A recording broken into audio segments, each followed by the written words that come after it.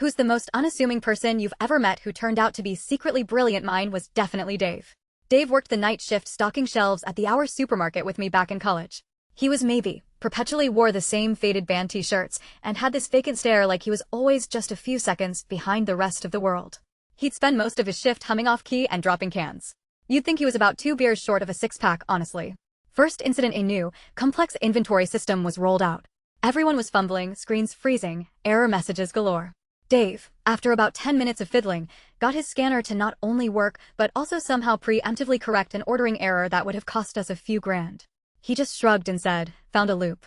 Second incident, we had a massive power surge that wiped out all the registers and back-office computers.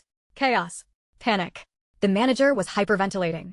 Dave, without a word, plugged a weird, old-looking laptop into a hidden access panel I'd never noticed before, tapped away for maybe 5 minutes, and suddenly all the registers flickered back to life, showing everything exactly as it was before the surge.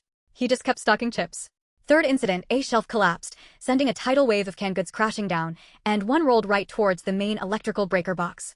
Everyone froze.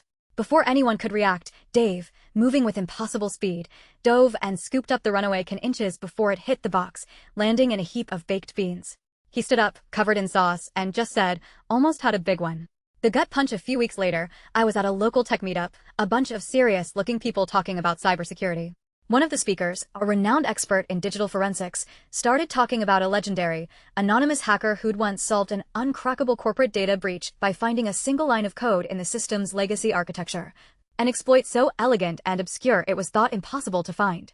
He described the hacker's signature, a knack for finding loops in systems, a quiet method, a way of making the impossible seem effortless. Then he showed a grainy screenshot of the laptop interface Dave used that night. It was Dave's laptop. The speaker called him the ghost in the machine. Dave wasn't just a stalker.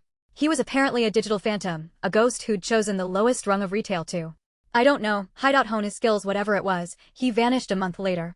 No goodbye, no last paycheck. Just gone. I asked the manager if they knew where Dave went. He just sighed and said, "Probably off saving the world from something in a basement somewhere. Last I heard, he's consulting for the NSA, but no one can prove it."